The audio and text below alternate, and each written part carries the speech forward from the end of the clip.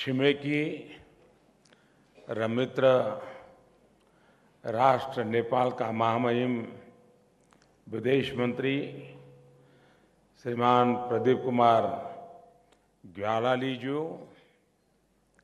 Province number 3 का सम्मानीय मुख्यमंत्री श्री डोरनाथ पौडेल जी,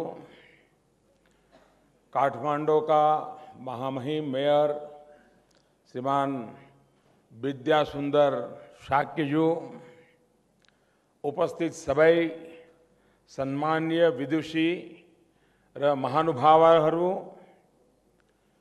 तपाईहरू सबैलाई मेरो विनम्र नमस्कार।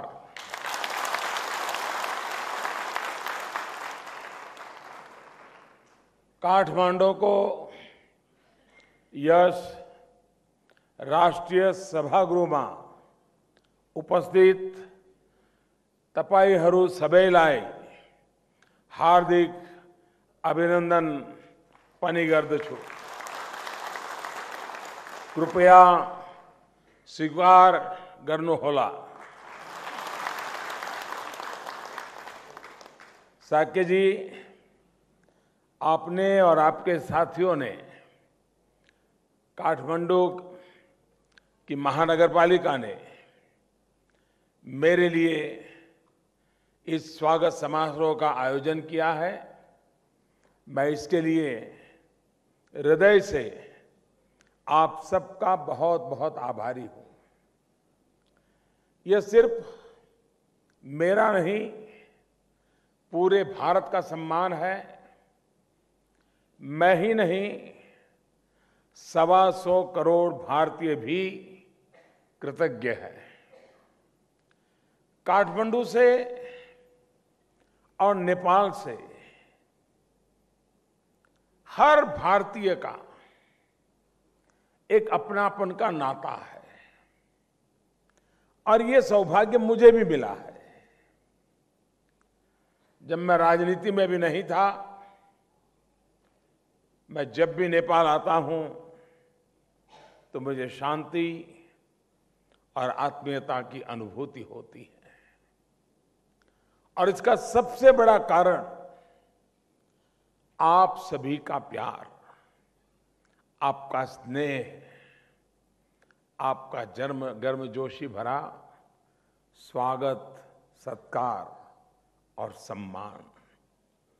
कल मैं जनकपुर में था।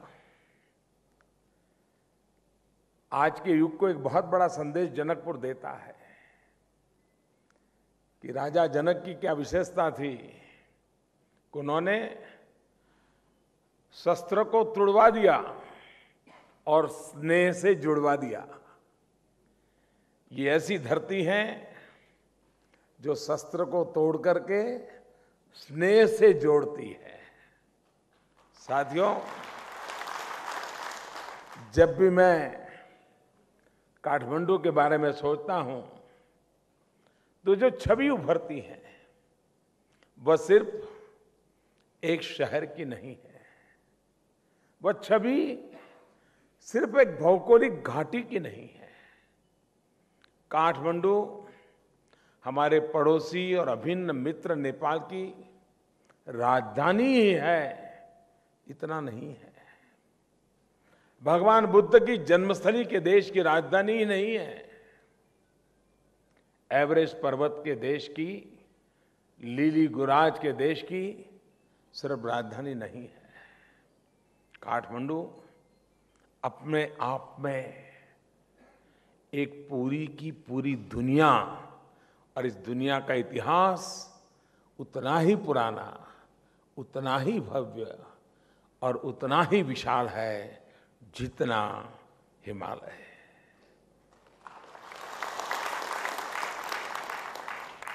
मुझे काठमांडू ने, नेपाल ने हमेशा ही आकर्षित किया है, क्योंकि यह शहर जितना गहन है उतना ही गतिमान भी है।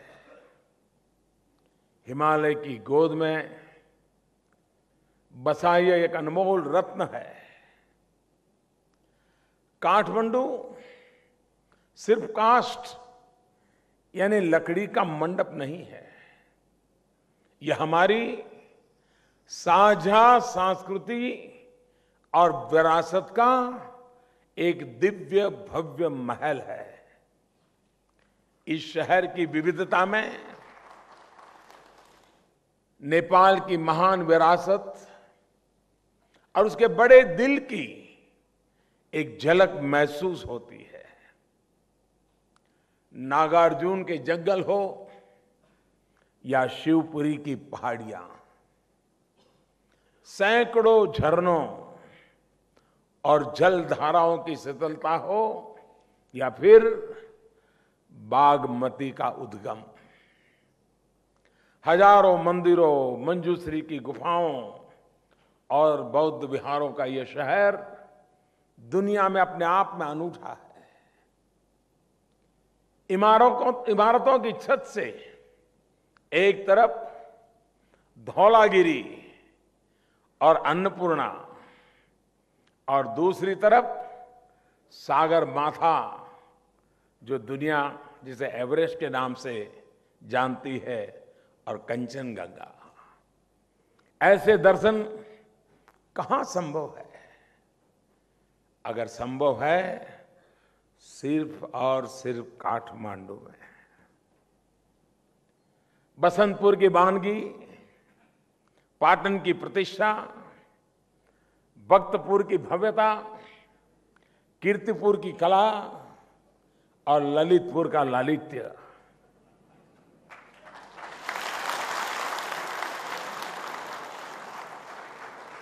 काठमांडू ने अपने आप में जैसे इंद्रधनुष के सभी रंगों को अपने अंदर समेट के रखा है। यहां की हवा में बहुत सी परंपराएं ऐसे घुल मिल गई हैं जैसे चंदन में रोली। पशुपतिनाथ में प्रार्थनारत भक्तों की भीड़, स्वयंभू की सीढ़ियों पर अध्यात्म की चहलकदमी, बौद्धा में परिक्रमा कर रहे श्रद्धालुओं के पग पग पर ओम मणि पद्मे अहम, इसकी गूंज ऐसा लगता है जैसे तारों पर सरगम के सारे सुर गले मिले हैं। मुझे बताया गया है कि कुछ त्योहार जैसे नेवारी समुदाय के त्योहार तो ऐसे भी हैं जिनमें बौद्ध और हिंदू मान्यताओं और प्रथाओं का अभूतपूर्व संगम है। परंपरा और संस्कृति ने काठमांडू की हस्तकला और कलाकारों को बेजोड़ बनाया है। चाहे वह हाथ से बना कागज हो या तारा और बुद्ध जैसी मूर्तियां,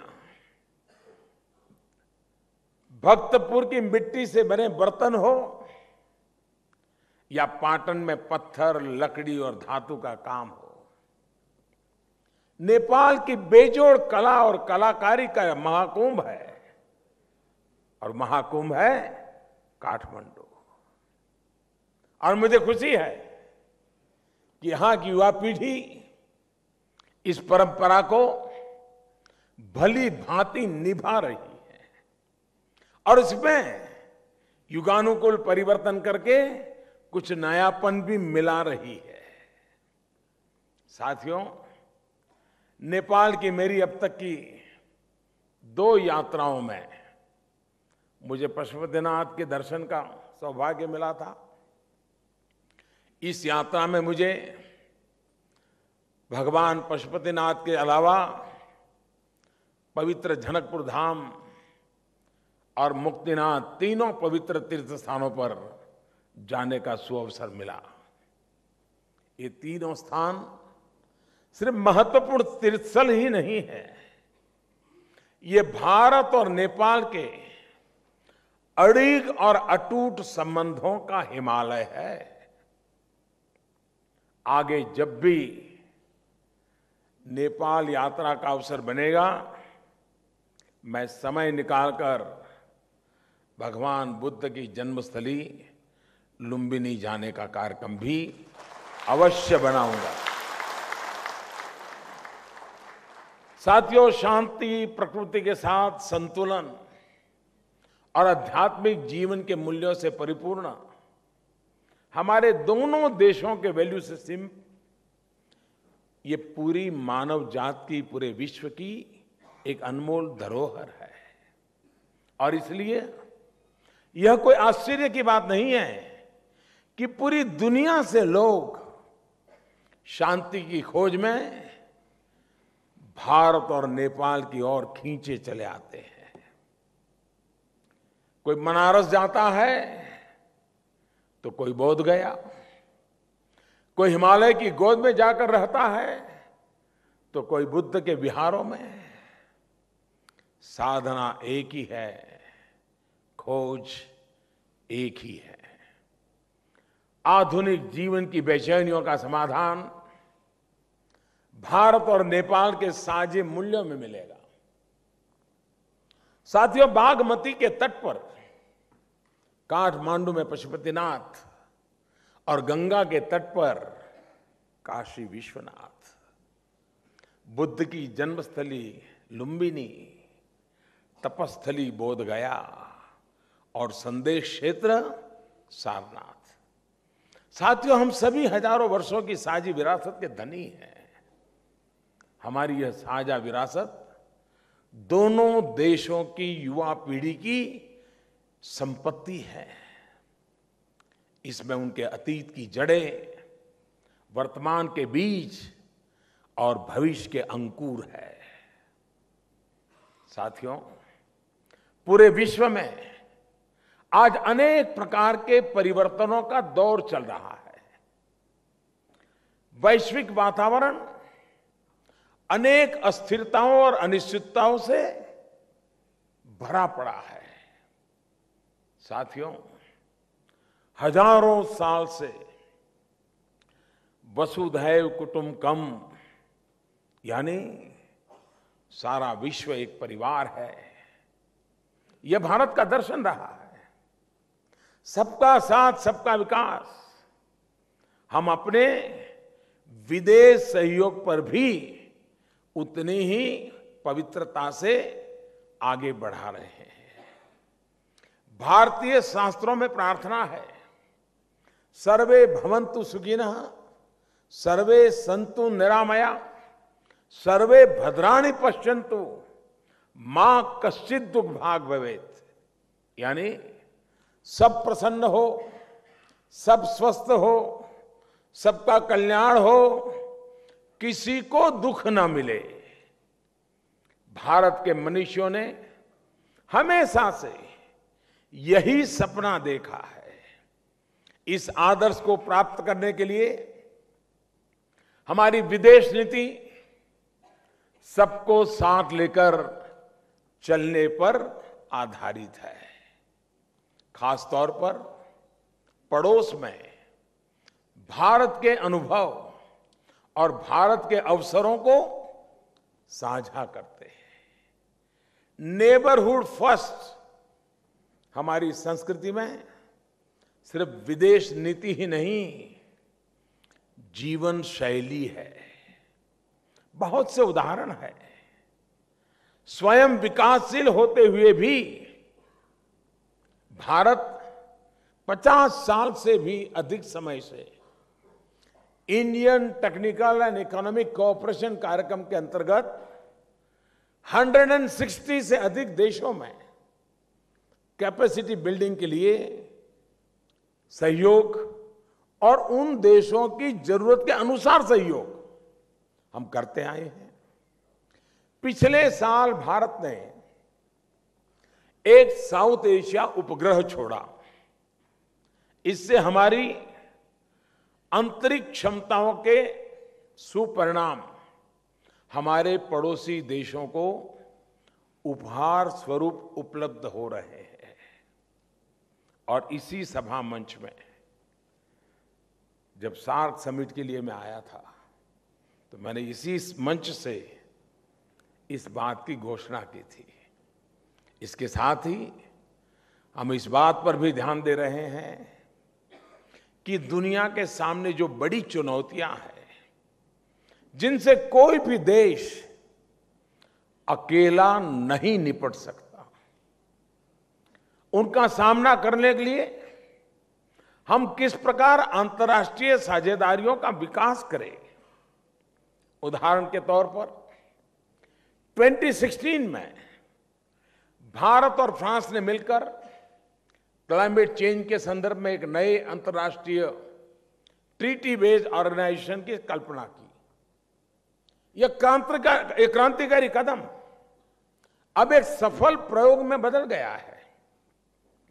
इस वर्ष मार्च में फ्रांस के राष्ट्रपति श्रीमान मैक्रो और करीब 50 अन्य देशों के नेताओं ने दिल्ली में इस इंटरनेशनल सोलर अलायंस के पहले समिट में भाग लिया। ऐसे प्रयासों से क्लाइमेट चेंज जैसी चुनौतियों का सामना करने के लिए टेक्नोलॉजिकल और आर्थिक साझेदारियां विकसित करने में, छोटे विकासशील देशों की जरूरतों को पूरा करने में मुझे विश्वास है बहुत बड़ी मदद मिलेगी। साथियों, जब भारतीय नेपाल की ओर देखते हैं तो हमें नेपाल को देखकर, यहां के माहौल को देखकर बहुत खुशी होती है। नेपाल में माहौल है आशा का, उज्जवल भविष्य की कामना का, लोकतंत्र की मजबूती का और समृद्ध नेपाल, सुखी नेपाली के विजन का। और इस माहौल को बनाने में आप सभी का बहुत बड़ा योगदान है। 2015 के भूकंप की भयावह त्रासदी के बाद नेपाल और विशेष रूप से काठमांडू के लोगों ने जिस धैर्य और अदम्य साहस का परिचय दिया है, वह पूरे विश्व में एक मिसाल है। यह आपके समाज की दृढ़ निष्ठा और कर्मठता का प्रमाण है कि इतने कम समय में आपदा से निपटते हुए भी नेपाल में एक नई व्यवस्था का निर्माण हुआ है। भूकंप के बाद सिर्फ इमारतों का ही नहीं, देश और समाज का भी एक प्रकार से पुनर्निर्माण हुआ है। आज नेपाल में फेडरल, प्रोविंशियल और लोकल तीनों स्तर पर लोकतांत्रिक सरकारें हैं और तीनों स्तरों के चुनाव एक साल के अंदर अंदर सफलतापूर्वक आयोजित किए गए हैं। ये शक्ति आप सबके अंदर अंतर्निहित है और इसलिए मैं आप सबका हृदय से बहुत बहुत अभिनंदन करता हूं। साथियों, नेपाल ने युद्ध से बुद्ध का बहुत लंबा सफर तय किया है।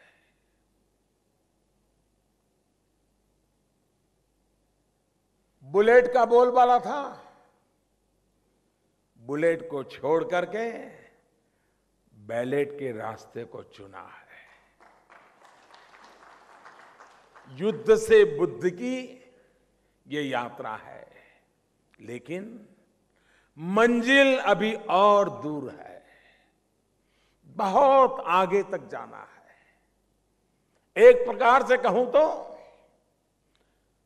अब हम माउंट एवरेस्ट का बेस कैंप पहुंच गए हैं, लेकिन शिखर की चढ़ाई अभी हमें तय करना है। और जिस प्रकार पर्वतारोहियों को नेपाल के शेरपाओं का मजबूत साथ और समर्थन मिलता है, उसी प्रकार नेपाल की इस विकास यात्रा में भारत आपके लिए शेरपा का काम करने के लिए तैयार है।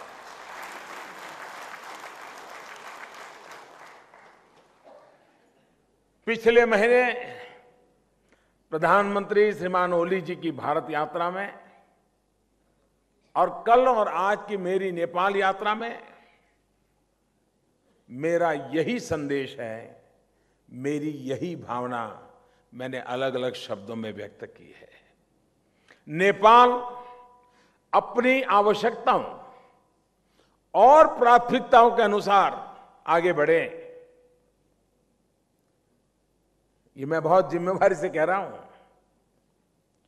नेपाल अपनी प्राथमिकता और अपनी आवश्यकताओं के अनुसार आगे बढ़े।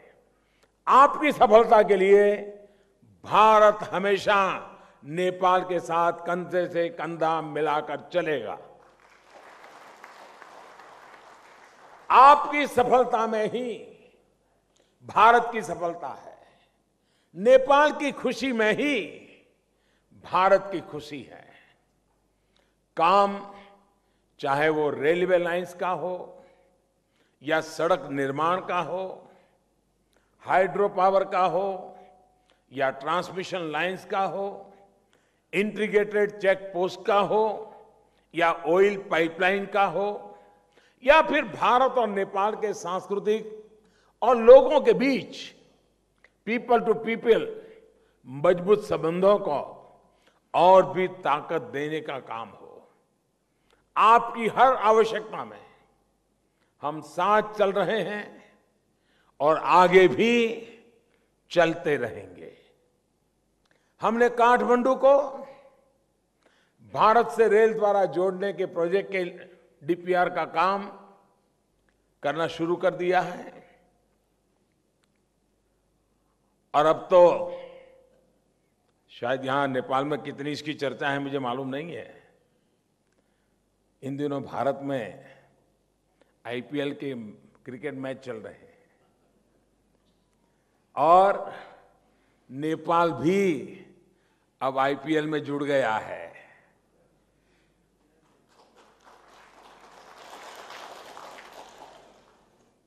इस यात्रा में हाल ही की बहुत सी पहलों से आप परिचित हैं। मुझे बताया गया है कि पहली बार नेपाल का एक नौजवान खिलाड़ी संदीप लमिछा ने आईपीएल में भाग ले रहा है। मैं आशा करता हूं कि आने वाले समय में क्रिकेट ही नहीं, अन्य खेलों के माध्यम से भी हमारे पीपल टू पीपल संबंध मजबूत होते रहेंगे। साथियों, इन्हीं शब्दों के साथ मैं एक बार फिर काठमांडू मेयर श्रीमान साक्य जी का, काठमांडू एडमिनिस्ट्रेशन का, नेपाल की सरकार का, आदरणीय मुख्यमंत्री जी का, विदेश मंत्री जी का और आप सभी का हृदय से आभार प्रकट करता हूं। और हृदय का वही भाव है जो आपके दिलों में है, वही मेरे दिल में है। जो हर नेपाली के दिल में है वही हर हिंदुस्तानी के दिल में है, और वो यही है, नेपाल भारत मैत्री अमर रहोस। नेपाल भारत मैत्री अमर रहोस। नेपाल भारत मैत्री अमर रहोस। बहुत बहुत धन्यवाद, बहुत बहुत धन्यवाद।